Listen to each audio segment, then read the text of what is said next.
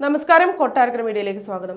സർക്കാർ ജീവനക്കാർക്കും അധ്യാപകർക്കും അർഹതപ്പെട്ട ക്ഷാമബത്തയും കുടിശ്ശികയും സാമ്പത്തിക സ്ഥിതി മെച്ചപ്പെടുന്ന മുറയ്ക്ക് അനുവദിക്കുമെന്ന് ധനമന്ത്രി KN ബാലഗോപാൽ.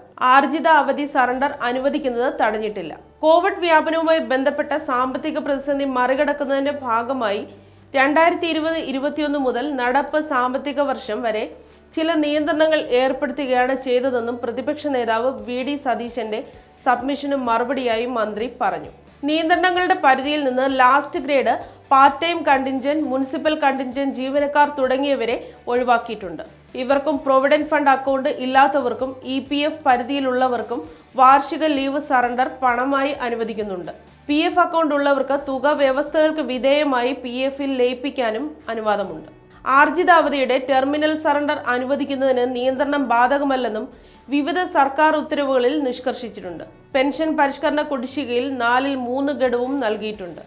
അവസാന ഗഡുവായ 600 കോടി രൂപ മാത്രമാണ് നൽകാനുള്ളത്. ശമ്പള പരിഷ്കരണ കുടിശ്ശിക 4 ഗഡുവായി നൽകുമെന്ന് പ്രഖ്യാപിച്ചിരുന്നു. കുടിശ്ശിക PF-ൽ ചേർത്ത് നൽകുമെന്ന നിലപാടിൽ മാറ്റമുണ്ടാകില്ല. മെഡിസെപ്പിൽ 97% ക്ലെയിമും അംഗീകരിച്ചിട്ടുണ്ട്.